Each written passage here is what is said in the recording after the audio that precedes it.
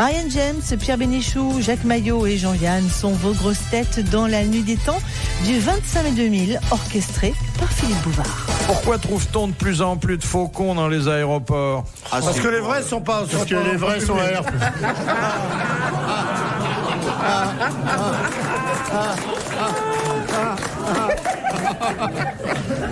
Non, c'est pour chasser les étourneaux. Non. Oui. Et les lapins aussi, il y a trop de lapins. Non, pas les lapins. Les étourneaux. Non, les faucons, ils s'attaquent pas aux lapins. Alors, savez-vous pourquoi il faut chasser les étourneaux? Parce qu'ils rentrent dans les... Parce qu'ils peuvent se mettre dans les moteurs. C'est ce qu'on appelle le périlaviaire. Le périlaviaire, aviaire, ça veut pas dire les avions, ça veut dire les oiseaux. Voilà. Alors le périlaviaire, c'est-à-dire que souvent des oiseaux se mettent dans les réacteurs et que ça empêche les réacteurs de tourner. Et des fois, les avions tombent et ils tombent sur les maisons où il y a des mecs qui disent il y a trop de bruit la nuit, il y a trop de bruit la nuit. Quand l'avion en écrase 2000 et ils nous foutent la paix et on peut... Une fois, je me trouvais à bord d'un avion qui a aspiré un oiseau. Il n'y avait plus de moteur. Heureusement, il y en avait un autre. Mais Et alors, quand les piafs, quand ils se prennent un avion dans la gueule, vous croyez que c'est gentil? Oui, mais c'est rare qu'il y ait des moineaux qui puissent transporter 288 personnes. Attendez, un étourneau dans un réacteur de Boeing, des choses comme ça, ça arrête le moteur. Mais je comprends. Et alors, il y a des faucons dans les aéroports, parce que s'il y a un étourneau rentre dans le moteur, tout de suite après, le faucon, il va le chercher. C'est comme ça, on est sûr que l'avion est cuit définitivement. Mais non, il récupère les tourneaux broyés et cuits à la sortie. Et il y a des hôtesses, quelquefois, qui avalent des oiseaux, mais pas pour les mêmes raisons. Alors là, non. Alors là, c'est dégueulasse. Non. Voilà, un mec aussi bien que toi. On n'a pas le droit de dire ça. Ça peut arriver. T'as vu, non mais t'es super chic. Ma mère était hôtesse de l'air, ma sœur est hôtesse de l'air. Ma femme est hôtesse de l'air. Je ne veux pas qu'on insulte ma famille pour faire rire. Moi, ma grand-mère est hôtesse de l'air. Un garçon aussi gentil que toi, écoute. Mon père est hôtesse de l'air.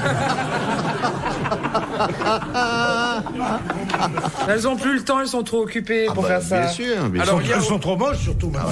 Avant, elles étaient Elles sont ravissantes, pas maintenant, elles moches. sont Ça suffit, épouvantables. foutez-leur la paix, ces pauvres hôtesses. Il faut qu'elle ramasse parce qu'avec le nombre de gens qui sont malades, maintenant, avec ce que tu manges dans... Ah oui, par contre, ça c'est vrai. Je crois qu'il y en a qui gagnent 100 sacs par mois. Alors, le problème, c'est que quelquefois, il y a des petits malins qui veulent faire des farces. Alors, ils prennent un sac, ils soufflent dedans et... S'ils n'ont pas changé le sac du vol d'avant... C'est dégueulasse. Puis pendant les loopings, le type qui sort des WC... Vous pourriez prévenir. Il est tapissé. De qui parlait Sacha Guitry quand il disait « Ils disent aux femmes d'ouvrir les jambes et d'écarter les genoux, et elles obéissent toutes. » Les gynécologues. Non, les curés. Non. Les maîtres de ballet. Les mecs qui font de l'équitation, les profs d'équitation. Non, pensez On y pense. Ouvrir les jambes et écarter les genoux. Les accoucheurs. Non. Les motards. Les couturiers. Les couturiers, les coiffeurs. Les coiffeurs. Ouvrir les jambes. Je me suis fait poser un bigoudi. Faut bien mettre les maîtres nageurs. Les maîtres nageurs. Bonne réponse de Marianne James. Je sens que t'as fait de la piscine ces jours-ci. J'étais championne de Romardèche. Pardon, on n'a rien compris. Quoi? J'étais championne de Romardèche. De Ron-Ardèche. C'est quel Drôme, avec un D comme digital. Dromardèche. Drôme. Comme la Drôme. La Drôme. Ah, la Drôme d'Ardèche. Drôme-Ardèche. On dit pas la Drôme, on dit la Drôme. Alors, moi j'ai un Drôme-Ardèche, c'est comme un chameau. Mais c'est avec seulement une bosse. Et moi, je faisais du papillon. J'étais puissant. C'est vrai, tu faisais de la... brasse papillon, très difficile. Très difficile, la papillon. Oui, mais... Oh là là. Oh la vache. Merci. T'as vu, hein? C'était comment? Souvenir. Oh, c'était formidable. Il y a un côté Schwarzenegger, là. Non, mais les hommes n'aiment pas les femmes musclées. Est-ce qu'il y a des femmes sumo? Je sais pas, j'en sais rien. Je vais peut-être monter le truc, moi. Ah oui. Mais non, mais pourquoi? C'est beau? Ah oui, c'est beau. Oui, c'est beau. Ah ouais. Cette grande culotte Moi, qu'ils c'est ont. comme ça que je comprends la montagne. Question de Madame Marie de Hardre. Pourquoi, sur tous les téléphones, qu'ils soient fixes ou portables, en cabine, ou même qu'il s'agisse de fax, le numéro 5 est-il matérialisé par un léger relief ? C'est pour les non-voyants.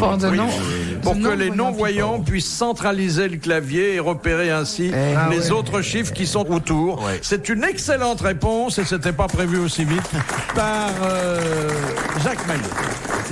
Vous le saviez ça, oui, vous c'est venu comme ça. Non, je savais. Ah oui. Mais il tripote beaucoup, il est toujours en train d'effleurer les choses. Mais on n'a pas besoin de ça, puisque c'est un carré avec 9 numéros. Mais donc non, on sait que c'est 1, 2, 3, 4, 5, 6, 7, 8, 9. Parfois il y a d'autres numéros sur le côté, parfois.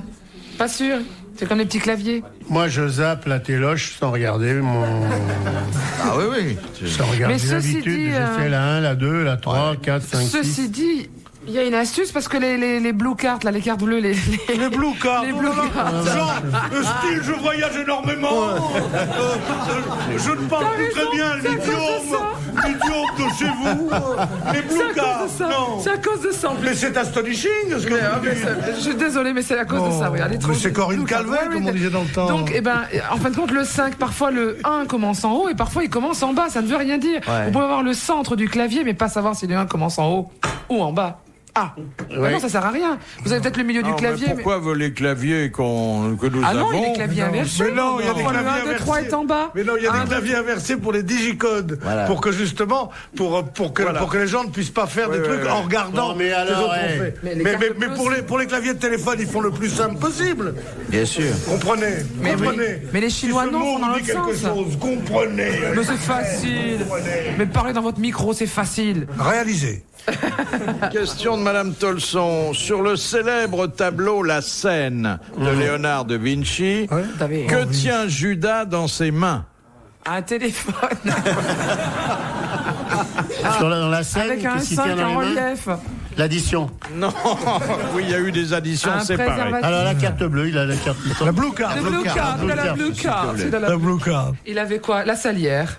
Non. La poivrière, le pain, de l'eau. Alors, naturellement, Vinci a extrapolé, là, parce que il n'y a pas de raison que ça se soit passé ainsi dans la réalité. La couronne d'épines, déjà, en prévoyant. Ah non, est-ce que c'est un objet qui symbolise la trahison, donc? Oui. Alors, un serpent. Non. Et c'est un objet de tous les jours, un objet... Un objet... Un petit qui tient dans la main. Un billet d'avion. Il tient dans la main. Une zigounette. Non, une pièce. Alors, c'est une bourse dans laquelle il y a les pièces de monnaie qui ont récompensé sa trahison. Bonne réponse de Jacques Maillot. L'argent, bien sûr. Comment elle s'appelle cette monnaie d'ailleurs, les 3? Des deniers. Non, c'est pas les deniers. Le dernier du culte. Je ne sais plus. Ah non, c'était des deniers. Des deniers, oui. Oui. Le cours du denier, c'est moins que l'euro maintenant. Vous écoutez RTL. Les grosses têtes dans la nuit des temps sur RTL de 4h à 4h30. Là, il y a une enquête sur les nouveaux rituels qui sont en train, dans notre société, de remplacer les anciens, comme le mariage, par exemple. Oh. Alors, par exemple, les fiançailles.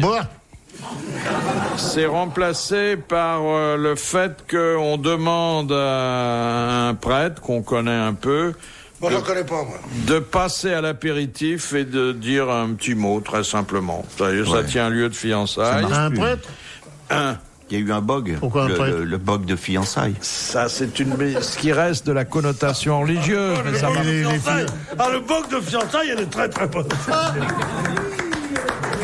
Ah, bravo. Mariez-vous sur Internet. Ah, ça, c'est Paris. Ça, c'est Paris. Les fiançailles, il n'y avait pas de prêtre aux fiançailles. Non. Encore si, on pouvait changer la promesse. Si t'es très pieux, tu peux te fiancer. Si t'es curé, tu te fiances à l'église. Alors, il y a de plus en plus de jeunes filles qui vont sauter le pas et qui enterrent leur vie de jeune fille. Et puis alors, il y a un rituel dans les entreprises ou dans les collèges. Les filles invitent à déjeuner dans un bon restaurant la copine qui a fait l'amour pour la première fois. Ah, c'est bien ça. Ça, c'est un rituel. Alors, ça, dans quel pays? En France. Ouais, donc c'est dans les crèches. Elle bouffe un petit pot, quoi. Autrement, on fête le permis de conduire aussi. Oui. Ensuite... moi j'étais, quand Monsieur Paul a arrosé son permis de conduire, on a fait une fête. Mais c'est pas un curé qui vient quand même pour apéritif quand on a passé le permis de conduire. Hein. Non. Les habits, ça sert de C'est Saint-Christophe qui vient quand on a passé le permis de conduire. Et puis alors, le rituel du divorce. On brûle un bouquet de sauge en lisant un poème. On fait une bonne bouffe, on s'allume la gueule et on baisse comme des fous. On enterre les alliances. On enterre les alliances. Ah oui. Quel dommage. Ah oui. C'est déjà triste, mais en plus, il faut enterrer les alliances. Non, mais c'est intéressant de voir qu'il y a quelques vieux rituels qui subsistent, mais on en invente, vous voulez dire. Mais Monsieur Bouvard, l'être humain n'a plus de repères. Il ne sait plus comment. Il ne sait plus comment il vit. Vous comprenez? Bien sûr, le sens de la religion s'est fait la malle. Mais oui, c'est un truc de fou. il n'y a plus de repères. Et d'après une enquête qui vient de tomber, il y a 78% des Français qui pensent qu'il n'y a plus de saison. Ouais. Mais c'est faux. Mais ça il n'y a plus de repères et mères, même. Il n'y a plus rien, il n'y a plus rien. Parents. Et ça vient des familles. C'est les Sputnik, ça, monsieur. Il n'y a plus de fromage. Comme disait l'autre, heureusement qu'on a du pognon, parce que sans ça, alors on aurait toutes les raisons de se plaindre. Hein. Il n'y a plus de saucisson, la peau du saucisson.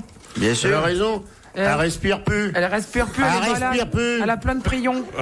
Parce que le boyau de la vache, il n'est pas de bonne qualité. Maintenant, ils font le saucisson avec des préservatifs usagés, c'est vous dire. La vache folle, elle a des boyaux barjots. La vache, elle devient folle, et puis ses boyaux... Après, on lave le boyau et tout, puis le boyau, il est fou. Alors, ça fait du saucisson fou. Et quand un mec a la saucisse folle, il devient fou. Ouais, joli. Tout fout le camp, tout fout le camp. Ça a plus d'élasticité, ça fait du saucisson sec. On est mal parti. Hein. On n'est pas arrivé. On vous dit. Et le boudin, c'est pareil. Le boudin, c'est pire. Ah oui. C'est pire. Moi, j'ai vu des... Enfin, je ne peux pas vous raconter. J'ai vu des boudins, j'en ai pleuré, moi. Des boudins qui étaient comme ça, ils avaient mis des boyaux de chat à la place, vous vous rendez compte? C'est dégueulasse, tu pouvais même pas jouer au tennis avec. Et quand vous coupez votre boudin, ça fait miaou, c'est affreux. Ils s'en foutent tous les trois. Vous écoutez RTL. Philippe Bouvard sur RTL, 4h, 4h30, les grosses têtes dans la nuit des temps.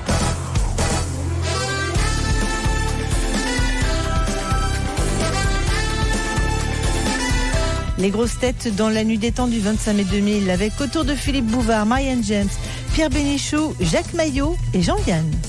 Question de Monsieur Saint-Jean. Pourquoi en 1943 les Anglais firent-ils acheter en Suisse toutes les cartes routières du Nord et du Pas-de-Calais? Pour le débarquement, pour préparer le débarquement, non?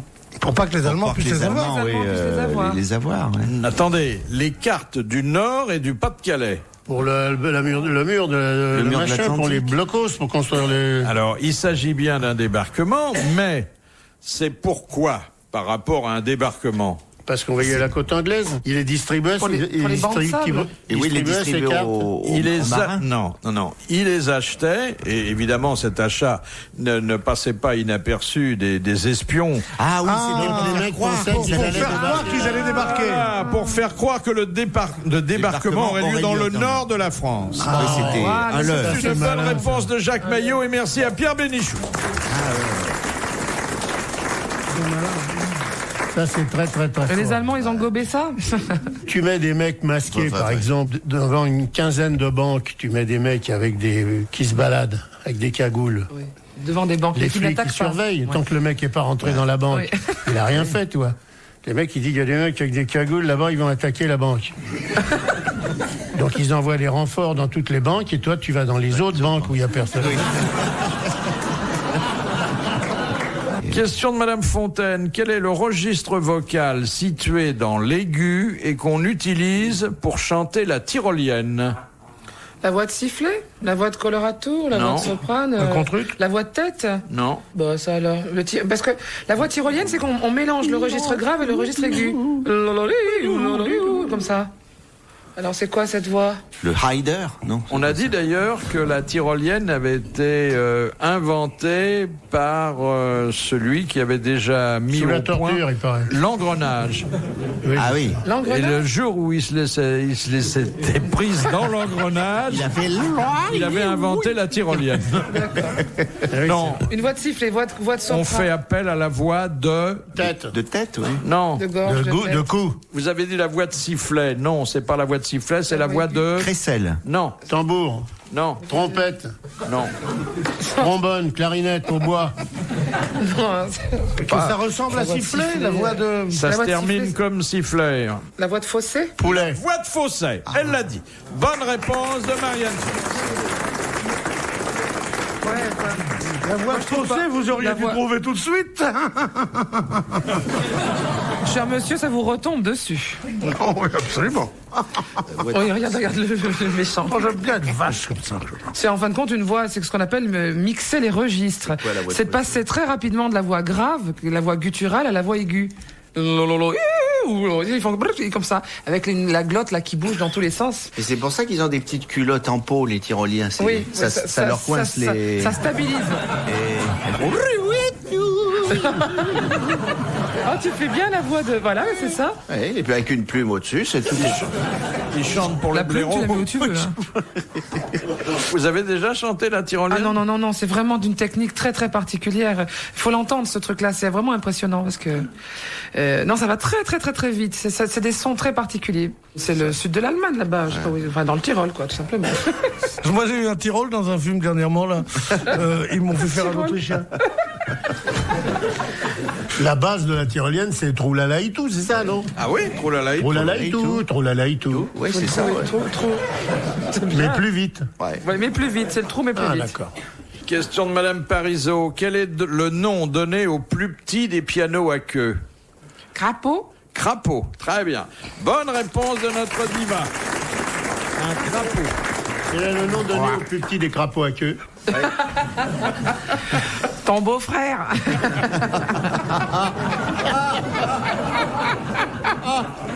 Monsieur Pontel demande quels sont les véhicules qui bénéficient d'un graphisme spéculaire.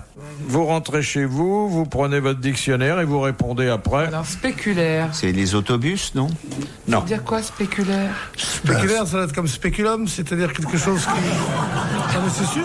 Ah oui, alors allez au bout de votre idée. Un monsieur graphisme Bénichou. spéculaire, ça veut dire où l'on... Qui rentre dedans? Non, par quoi l'on peut voir spéculaire, non? Pas Le Par spéculum, quoi l'on oui. peut voir? Un spéculum, ça veut dire quelque Non, chose... c'est spectaculaire, là, le truc. Alors lequel les on peut véhicules voir. spéculaires, je sais pas les. Oui, les non. sous-marins. Les sous-marins, Les oui. sous-marins avec une avancée qui permet d'aller observer au bout, je sais pas. Non, ce que dit Monsieur Bénichou est brut de décoffrage, mais pas totalement indifférent. Merci, vous êtes très aimable. Un machin qui permet de détecter là où on va. Non, De se diriger. non. On rentre dedans quelque chose. Spéculare, ça veut dire voir. Oui, Speculare. mais on ne voit pas de... Enfin bon, C'est les phares. il se trouve que Vinci était tout à fait adepte de ce procédé. L'aéroplane. Non. L'UV. Qu'est-ce qui se passe? L'UV, non? Non. Il avait fait l'UV. Il a tout inventé, hein, Léonard. C'est ça. Alors, Mais ça éclaire, ce machin-là, ou ça... Non, ça éclaire pas. Bah ça, alors, C'est attends. la chaîne, c'est la transmission. Non, Le sourire de la Joconde. non. C'est en vert. véhicule, En vert pour qu'on puisse voir à travers. Non. Le véhicule voit, mais on ne voit pas le véhicule, je sais pas. Non. Bon, alors, ça existe de nos jours? Ça existe de nos jours. Dans le matériel urbain, c'est-à-dire dans le mobilier urbain, on voit pas ce genre de choses? Quand vous êtes dans une ville, vous êtes souvent dépassé ou suivi par des véhicules qui bénéficient d'un graphisme spéculaire. D'un Il y a marqué graphisme. Ah, je sais ce que c'est. C'est les ambulances et les voitures de police. Exactement. À l'envers. C'est écrit à l'envers pour que dans les rétroviseurs, les automobilistes voient de quoi il s'agit. Voilà. C'est une bonne réponse de Jacques Maillot et merci à Jean-Yann. Et j'ai parlé de Léonard de Vinci parce que Léonard de Vinci a écrit une partie de son œuvre de façon spéculaire. C'est-à-dire que il faut mettre le papier devant un miroir pour pouvoir lire ce qu'il a Mais écrit. nous, on est à l'envers, hein, parce que quand on se regarde dans le miroir, on est à l'endroit. Mais bon. Au revoir, au revoir. Je vais chercher la blue card, au revoir. Retrouvez les grosses têtes dans la nuit des temps à tout moment sur RTL.fr.